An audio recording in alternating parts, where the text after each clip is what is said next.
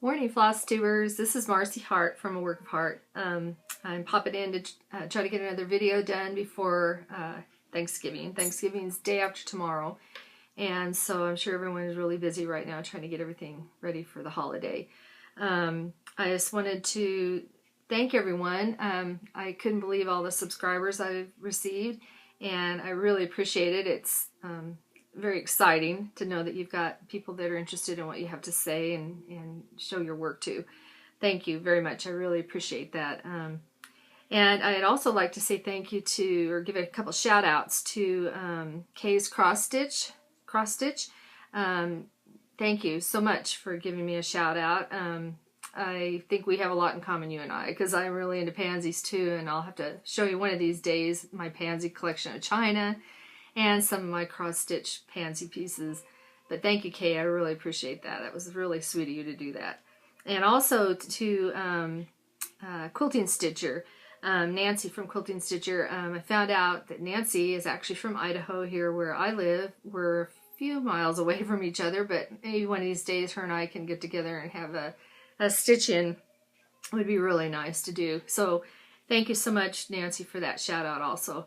And if I've missed anyone, I apologize. I'm trying to figure out the videos, and it's still kind of new and a little bit confusing on commenting and all that type of thing. So it's kind of new for me. So I'm trying to get there. So, but thank you. If someone else gave me a shout out, I appreciate it.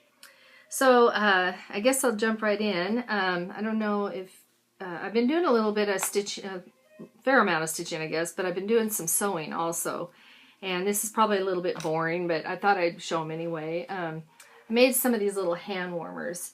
I have really bad arthritis in my thumb, right in here. I've had it x-rayed, and there's a calcium deposit, and it's getting really, really painful. I can't really take it sometimes when I'm stitching. But so I made these little hand warmers out of rice with a little bit of lavender in them, and these are great because I just pop them in the microwave for like a minute, and then just hold it on my hand, you know, and it just really helps relieve some of that pain, you know, that you get when you've been stitching for a long time and your hand starts to cramp, and, you know, and so they're just, you know, you've probably seen them, and they're no big deal, but they're made with rice and lavender. And then I took an old sweater and just cut the sweater, made a pocket, so the bag itself could slide in there.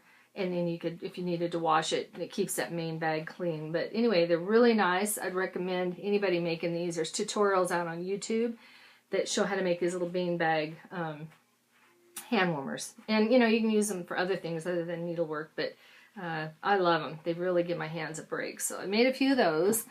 And then, I don't know if you guys have seen these, but I thought they were adorable. Does anybody know right off the top of their head what these are? They're called a collapsible thread, let's see, what was it? Thread catcher. And a lady by the name of Angie's Bits and Pieces has a video out on the internet, and she makes these. But what they are is they pop out like those little collapsible cups, and you can put your little pieces of thread in there. So, like, you know, if you want to go to a class, or you just want to put it, like, you know, in one of your bags, you know, you just can pop it in there, and you'll have an instant little lightweight thread catcher. But they just basically, you fold them up like this, and then they just pop out.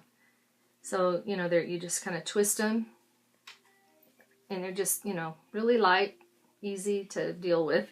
And I just think they're so cute. And so I made them, 3 of them, and thought they'd be kind of handy just for, you know, a quick stitch somewhere, like if I want to just run in and do some stitching, just, you know, to have a place to put my threads or little pieces of fabric.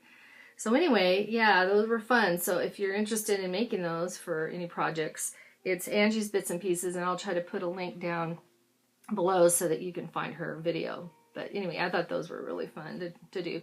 I also have been making, I made a few of these little bag type things to put my larger pieces of linen in, like that are on the stretcher bars. I like to keep my bigger pieces when I'm not working on them in one of these little kind of like envelope pillowcase little things. They keep the linen clean, and hold on, let me grab these real quick.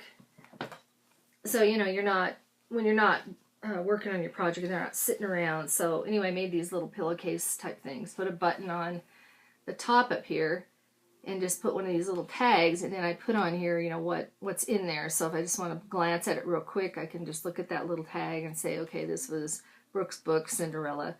But it just keeps them clean. They're super easy to make, and you can just store them in your sewing room or wherever you're at to keep your linen, your bigger pieces. I keep my bigger pieces in these, not so much my littler ones, but anyway, they're just something quick that I made, so I thought I'd show those. As far as other things, I did get a couple finishes. I got Lizzie Kate. I showed it in my first video, the Time for God. I finally finished this, and as I mentioned before, I ended up changing the colors to fit where I was going to be hanging it. And so I did get this framed. I found the frame at a thrift store, and the lighting's kind of weird. But I wanted it in pinks, these colors. The top up there is a border I have in my kitchen. And so this will be hanging, like I said, when I get ready to redo my kitchen, this is going to be hanging in there. And so I took the colors from that border and chose the colors for, you know, my piece so that they would match really well in there. And I really liked the pastel colors. And so anyway, I took the frame and repainted it. I have all kinds of spray paints. I keep them on hand because I use them for everything. I'm always spray painting something, you know. So, but it had come with this mat, and actually down here there was some funny little cutout things. And I was really excited about using it. I thought, oh, that would be perfect for what I want to do. But then I realized my linen, I had cut it too small. So I came back in, cut some of these appliques out of my wallpaper border to cover up some of those areas just here and there. And then tried to incorporate up here the border and then put some ribbon across. And then I had some of these metal embellishments, and there's some down here on the bottom. Those are so handy. You can get them on Etsy, and they're great for just adding a little bit of something special to whatever you're working on, whatever project. I love those little corner brackets. So anyway, I'm pretty happy with it. And like I said, the mat was just this faded out. I mean, this frame looked terrible when I got it. It was this faded out kind of a burgundy color. And I'm always painting mats. You know, I know a lot of people are scared to do that, but you know, like on this, you can't even see if you're into the white edge. I don't think it matters at all. It doesn't bother me to have a little white strip along there.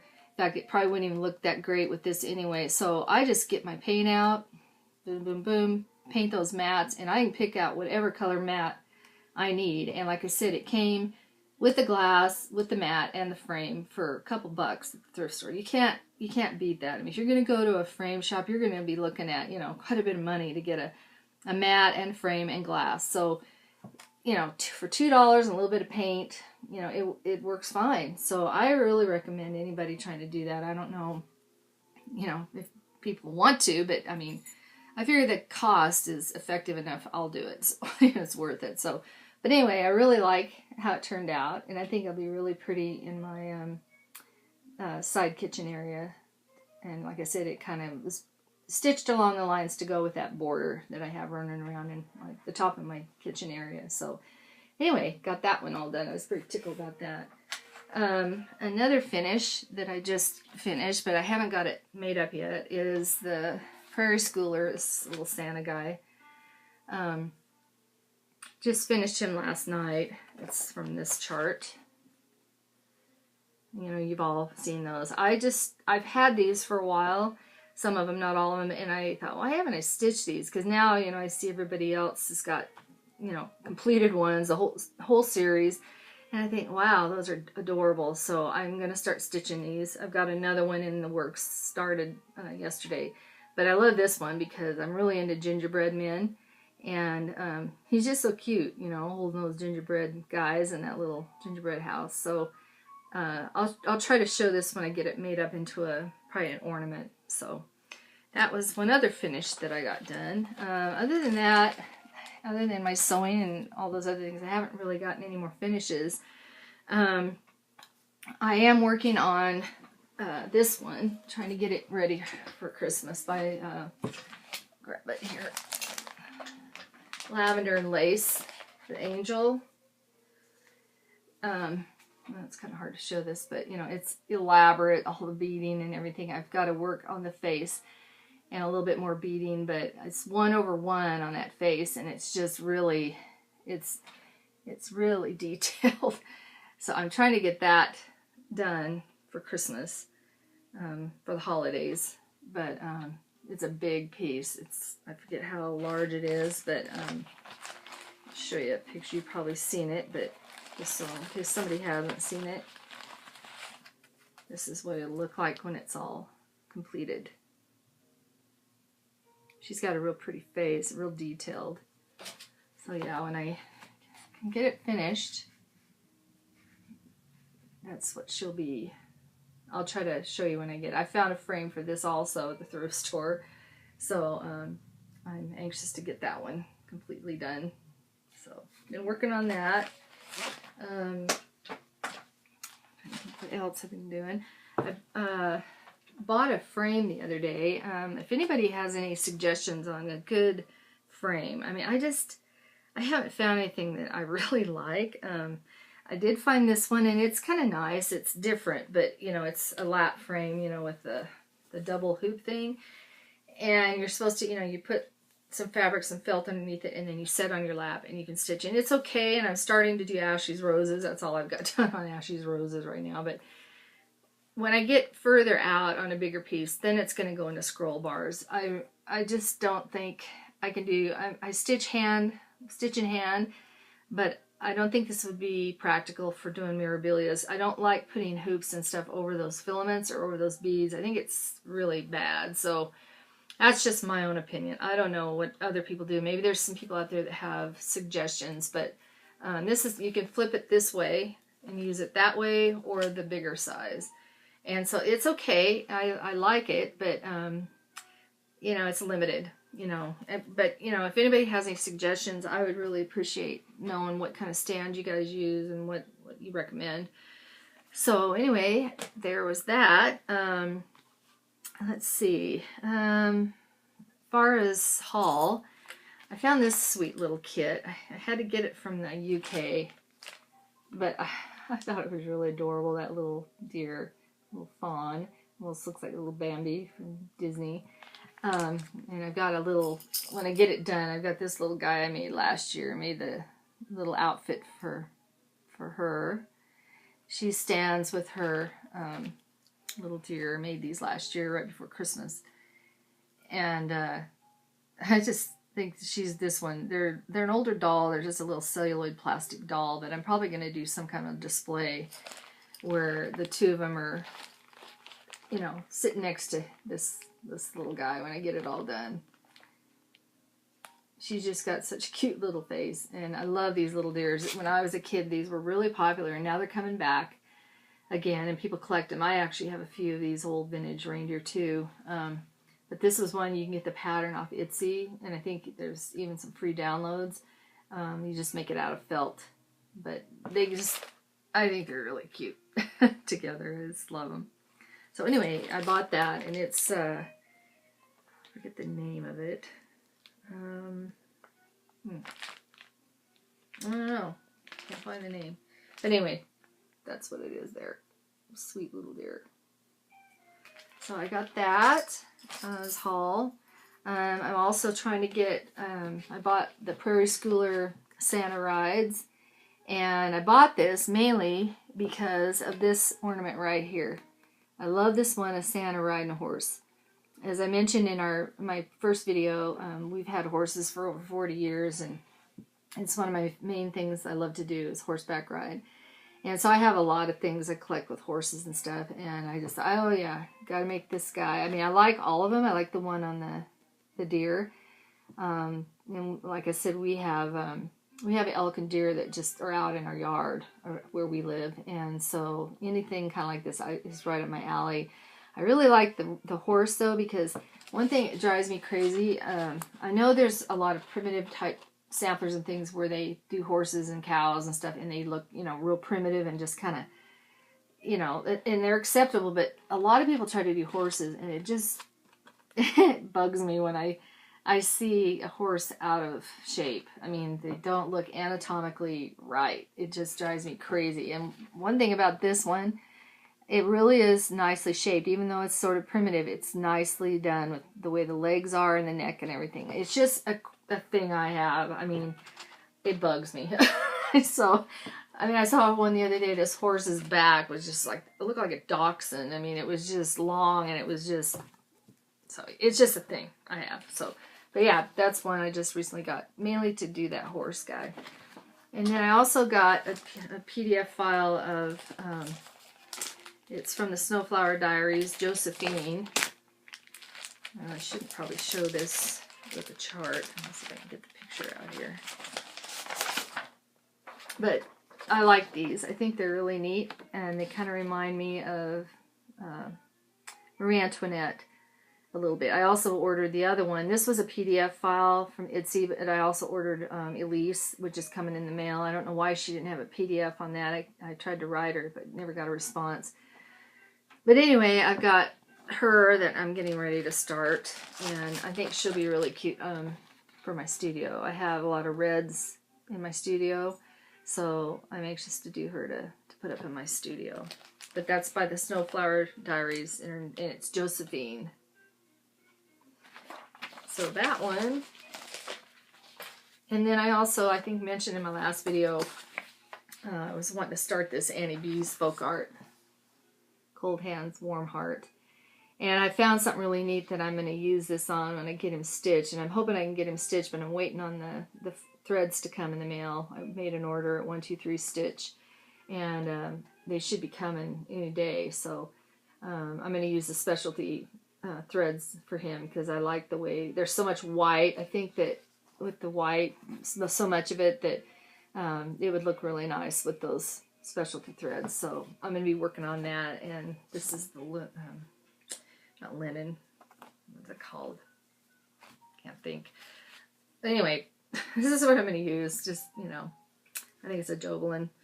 So that one, and then here's the other Santa that I mentioned I'm going to try to work on next with the sewing machine, and that one to go with the other guy.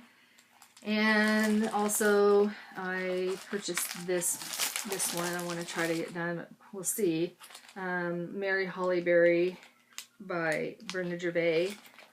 It just looks like, and I think she's had another one come out, I think, recently. But I love that one too. It doesn't look like it would take very long.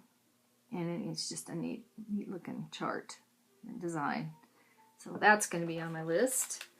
And then I also recently bought this off of eBay. I've been kind of getting into the Punch Needle magazines, because they do have some really neat cross-stitch designs. But I bought this because I really like this, what she did on that half doll. I've got a pretty good sized collection of half dolls that, you know, I do dresses for and do different types of things, but I've never done one with cross stitch. And so I thought, well, you know, she gives the total instructions for her in there. I'm not going to use that actual half doll body, but I thought that would be fun to make. It's a back issue. It's let's see, spring 2016. But there's a lot of other really neat designs in here also. You know, there's a lot of punch needle, but there is some, let's see if I can find one here, cross-stitch pictures in here also. Like here's just a little simple little one there. You know, like I said, there's a lot of punch needle type stuff. And this it seemed like more, you know, because it was spring, Eastery type things. I thought this was adorable. Thought this would be cute for Easter. And it, you know, they do have really neat patterns. They're very nice quality. So, and I thought this was cute. Bushel and a peck. Kind of cute. I thought that was really a neat idea how they did that. So I might be stitching that. So yeah, cute things. So, and oh, here's some of the instructions. Like it gives the design for that half doll's dress, and then, you know, instructions on how to do it. So you'll probably be seeing a lot of things I do with with doll related things, because that's my main thing that I do, and I wish I could stitch more, but I have to devote my time to my dolls to just because, you know, I don't have that much time, and so I'm split, you know. I love my needlework, but I have to do that too. So as far as other purchases, this is probably, I should consider this a show and tell, and I think I am going to have a video or a part on the end of my video that will be show and tell, just of the other things, you know. I mean, we're all into different things, and it's fun to see what other things other people are into, other than, you know, the cross stitch type things. So I collect, like I said before, a lot of antique dolls and some reproduction dolls. This is a reproduction mignonette by Kathy Hansen. It was for the 1998 UFDC convention. And she just came like this with the little presentation box. And I'll probably keep this just because that's, you know, what she came in. I didn't get the actual paperwork that came with her, but that's okay, because I think I'm going to take her out and make her own little presentation box. I do a lot of doll presentation boxes for my dolls, and they have all kinds of little things in there, and you'll see, I think I'm going to probably try to do something with her related to cross stitch, and I'll be posting that hopefully in the next couple of months whenever I can get her done and all the little things that I'm going to do. But I love these little mignonettes, and they're so expensive. If you try to get an old one, an antique one, you're looking at, you know, somewhere up to $1,000 or more, $1,500. And Kathy Hansen does beautiful reproductions. I mean, her face is just sweet as can be, beautifully painted. And I'm real picky on how the faces are painted. If they're ugly, I'm not going to waste my time. I mean, you know, if I'm going to do work on them, I want to be really pretty and really cute when they're all done. But anyway, so that's going to be something I'm going to be working on in the future. And so, like I said, this is kind of more of a show and tell of, you know, what I've purchased, and a little bit different than cross stitch, but it will be related to cross stitch when I get done with what I'm going to do. So anyway, I just thought I would show that. So let's see. I think that's about it for this video. Let's see. Oh, I did want to ask if anybody would mind. You know, I finished that Mirabilia, the fairies, and, you know, it's got, as Mirabilias are, they have all that beading and filament and all that type of stuff on it. And I have the frame and everything, and I want to frame it, but I've never had a piece that big where I've got the filament and the beads. And I'm just curious how all of you do that when you go to clean it. If you clean it at all, maybe you don't. Is there a certain way, you know, that you might clean those? I'm worried about the filaments, is the main thing I'm worried about. You know, I don't want to be messing around and burning them or something when I'm ironing it, you know. So I would appreciate anybody giving me some comments on, you know, what they do as far as ironing and finishing off their pieces. So I wanted to give a shout out to a new Flosstuber. She's new like me. I think she's only put out 1 or 2 videos, but check out Kitten Stitcher. I watched one of her videos yesterday, and she used to have a needlework store, and she's very knowledgeable on needlework and really amazing samplers that you should check it out just to see the samplers. But just really fun to watch, real easygoing, and, you know, just, yeah, she kept my interest, and she was just really informative, you know. So I would recommend checking her channel out. As I said, it's called Kitten Stitcher. Sorry, I gotta look at my notes. So anyway, I think that's everything that I wanted to show. I wanted to get a video out before Thanksgiving. I've got some things I'm working on also for Christmas that I'll try to get a video out hopefully before Christmas. I got to get my tree up, which, you know, I know some have already got theirs up, and I'm like, oh, I feel behind, but I got to get all that done. And it takes me, with all my decorations, it takes about 2 days to put everything up.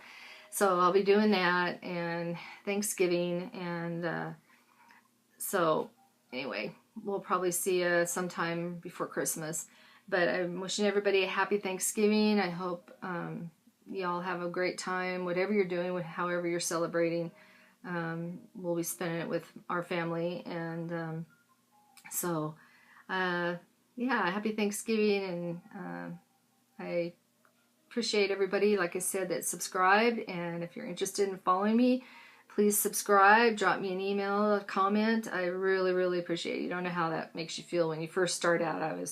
I still feel a little nervous doing these. It's just, I'm out of my comfort zone. I don't do this normally.